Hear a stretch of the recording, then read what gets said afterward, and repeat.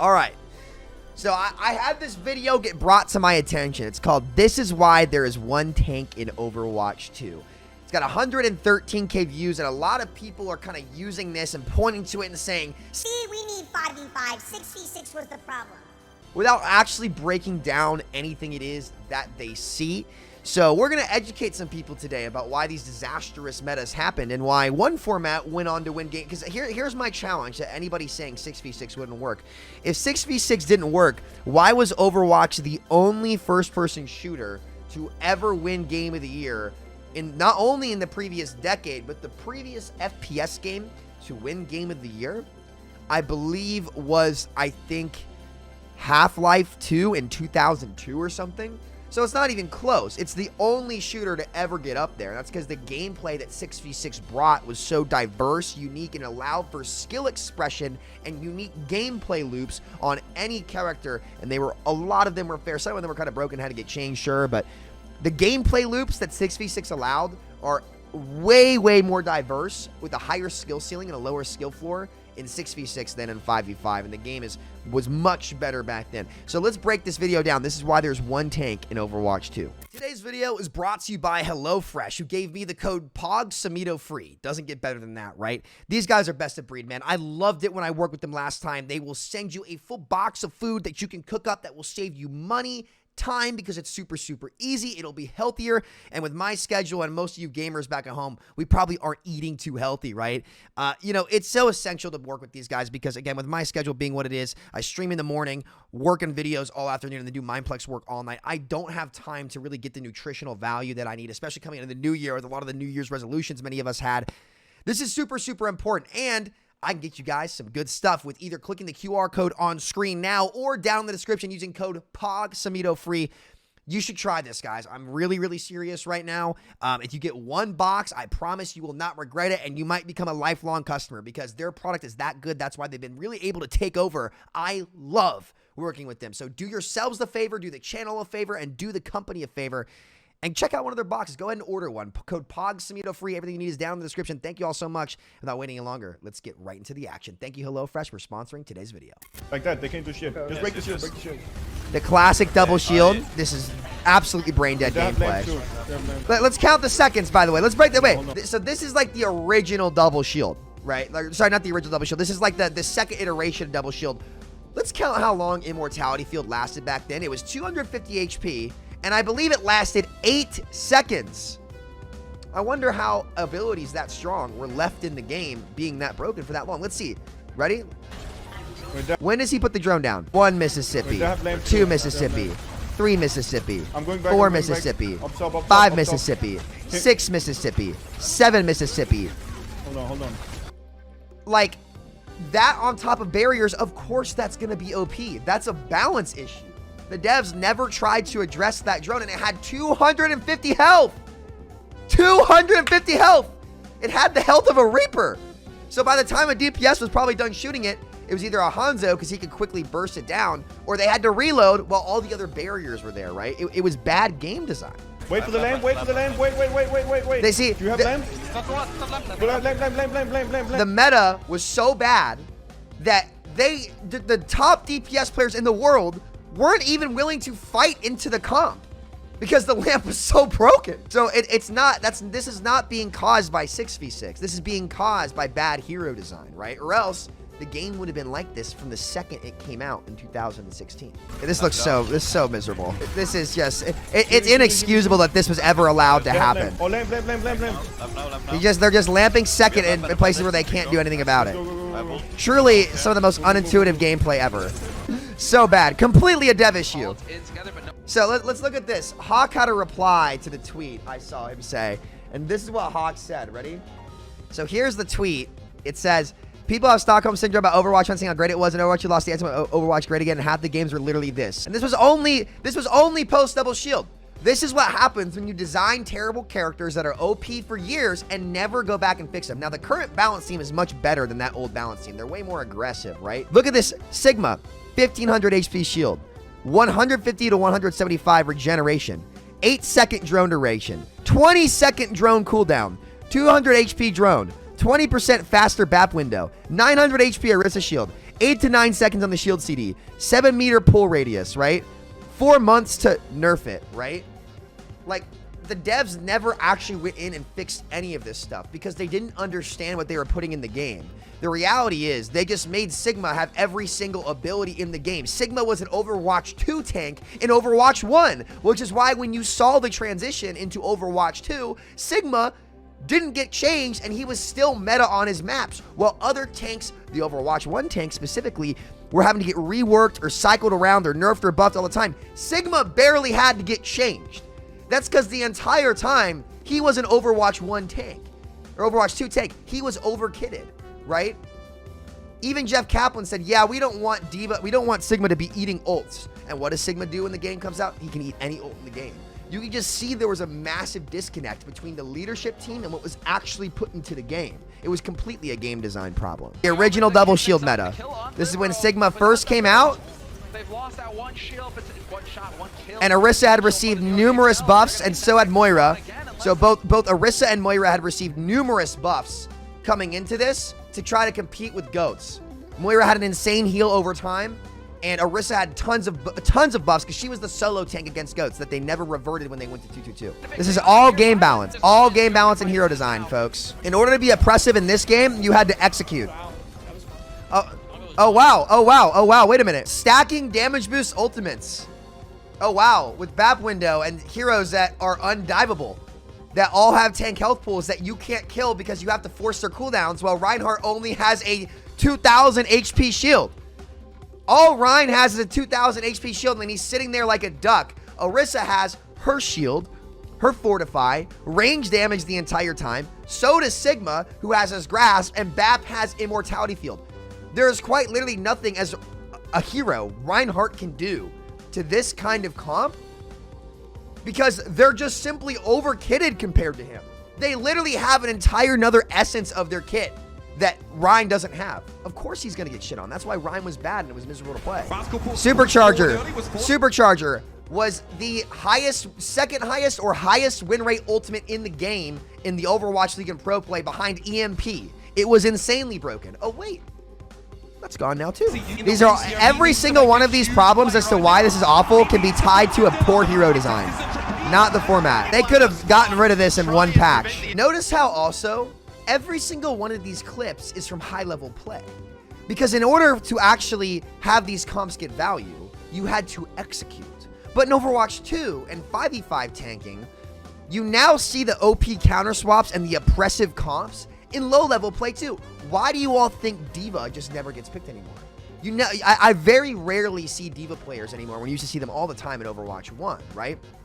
The reason for that is because D.Va now, at all levels, is insanely easy to just completely hard counter just by picking Zarya, right? In order to be oppressive against that pick, there's no level of execution required for it anymore, because D.Va in Overwatch 1 was like, you could play Zarya. I don't want to say D.Va was countered into Zarya, but Zarya in that one-on-one matchup was favored, right? But there are a ton of things you could do, like play another tank to help mitigate the Zarya, to let D.Va get picked, and Rein D.Va comps are really, really good, even though Zarya was good into D.Va, right? Instead of that, where you actually had to execute and make a play, because that matchup, Zarya's beam is still good into D.Va at her base, and Zarya, in order to be a solo tank, has had to be able to double bubble herself, and it's easier for her to get charged and make the play on the one-on-one. Now at the skill floor, instead of the skill ceiling, that matchup is even more skewed towards the Zarya without her actually having to execute nearly to the degree she had to in Overwatch 1. And that's what 5v5 tanking has done. These comps all could have been fixed by balance. Instead, they tried to make every single tank like this, and it made all the oppressive counters come by picking the character at the skill floor instead of actually executing as a core frontline at the skill ceiling. They made the game boring and brain dead, and that's a big difference, and this is why you're only seeing high-level clips here, but I could go find tons of clips of tank players getting rolled in low SR in Overwatch 2 just for being on the wrong pick. It's not a better game, and that's a problem that 5v5 brought that 6v6 helped mitigate outside of bad hero design. He put out his shield and he was frozen. Oh, that's balanced. Oh, that's cool. That's cool. That's really awesome. Oh, yeah. Oh, wow. Maybe the poke tank that has a shield and a stun shouldn't also get a grasp ability that most heroes in the game can't pierce through, that if you shoot it, unlike Diva Matrix, he gains health. Who thought that was a good idea? Oh, Jeff Goodman thought that. Well, he's no longer at Blizzard. Oh, wow. The immortality field is up for 8 seconds. He lives the entire dragon because an immortality field is around the corner where it can't be broken. Anybody trying to say 6v6 was bad because of this is just lying through their teeth. Not to mention, Ramoxra would absolutely fucking shit on this comp. Ram Queen with Queen Shout plus a Ramoxra, dude. And Queen Carnage through all this kills through it. Oh my god, what a time to reload. Oh wow, he's immortal around the corner again. They can't, like they, it's just embarrassing that Team 4 let the game get to this state. Oh wow, he's immortal for the 3rd time in a row because they put the 8-second drone in a spot where it can't get shot. That has the health pool of a Reaper.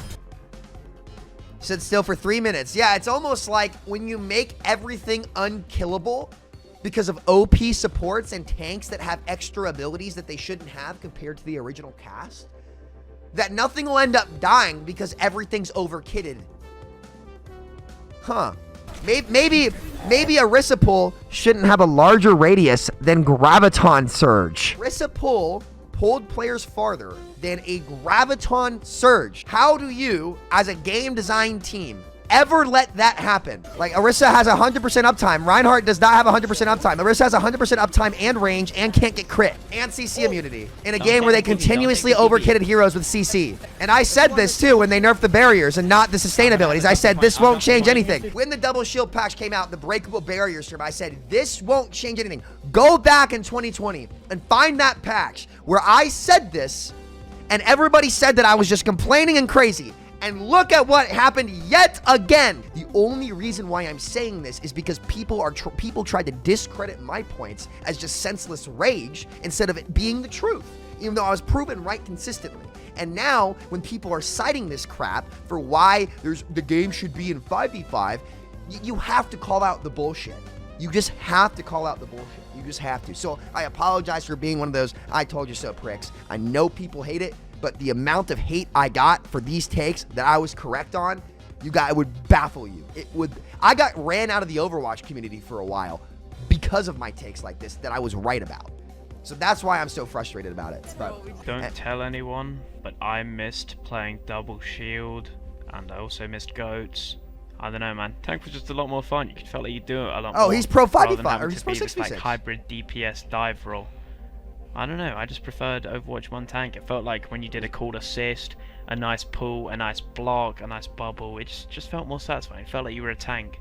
Yep. So this dude's pro 6v6. I didn't know where this guy stood on the matter. I saw other people quoting this as to why the game needs to be in 5v5. Let's look at some of the comments.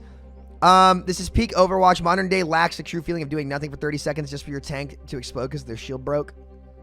Yeah, there's more agency in the tank role, and I'm going to talk about this in my tank video. Blizzard removed all the player agency out of tank and then claimed it was going to be a superpower role. And you want to know why they did that?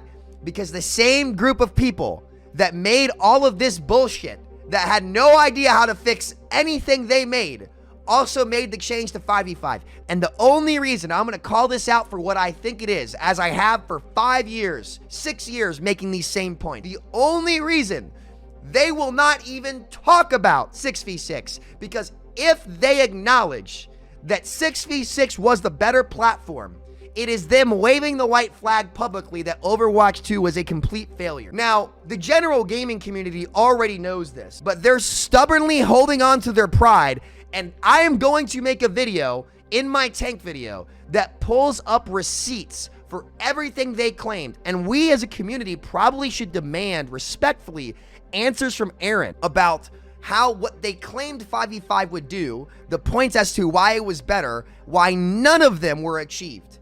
And if we will ever get a comment from Team 4 about the failures and the shortcomings of 5v5 that 6v6 never did. The problems that arose from 6v6 all were oriented around game design and hero design, not game format. Every single problematic meta, you can point at a character and say, this character caused this because they were too strong in this category, in this category, and in this category. The roles were all pretty fun to play outside of a couple characters being broken and designed poorly. In Overwatch 2, however, and 5v5, a ton of problems arose because of the format, not the individual hero. Because a solo tank is not fun to play because you get bombarded with every cooldown. You don't have agency in your duels because there's no meaningful frontline exchange because every tank's stats were buffed up so high and healing was buffed up so high to compensate for a second tank that helped mitigate damage. So you remove the tank that helps mitigate damage that allowed for a meaningful tank exchange to happen. Playing tank becomes miserable and you're not the superhero. Your gameplay loop becomes one-dimensional because you can never take big flanks or go make big plays. Not to mention, the playmaking abilities and the big combos for everybody else don't exist anymore. Because what role was the best role at setting up big combos? It was the off-tank. And now that all that's gone,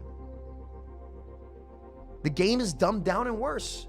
And all of those things can be attributed to 5v5 at a global level across all characters, where all of these problems could have been fixed by changing 4 heroes. If Ramattra was a character in the game, Double Shield would have died immediately because he would have just pummeled through every barrier. When they pull rocked him, he could ult and build up the extra armor and block and sustain on the point, forcing the Double Shield back, right? And I believe his ultimate actually breaks drones.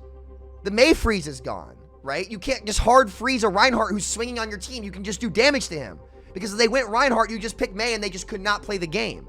Right? I think the new tanks in the game actually would have replaced Double Shield and opened up the meta because there was characters that you could pick that could hard counter it. And you could not, what traditionally beat bunker comps in 2018 were dive comps. And do you know what changed bunker comps from actually being killable? Brigitte. But we never saw that because Brigitte was so broken, she made goats first.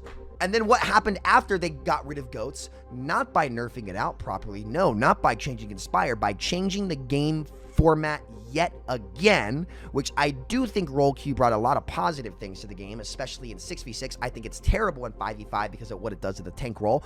But they got around to actually doing that and really seeing if they fixed Brigitte because they changed the format so goats couldn't happen. But what did that create? It created a double shield comp that you could not beat by diving ever because the sustain abilities were too strong and they were never competent enough to fix it.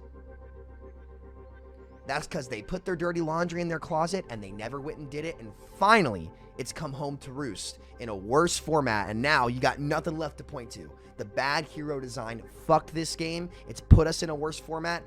And I'm sorry. All of these things that you saw could be fixed in one patch if you had a developer team back then that knew what the F they were doing. That's all I got to say.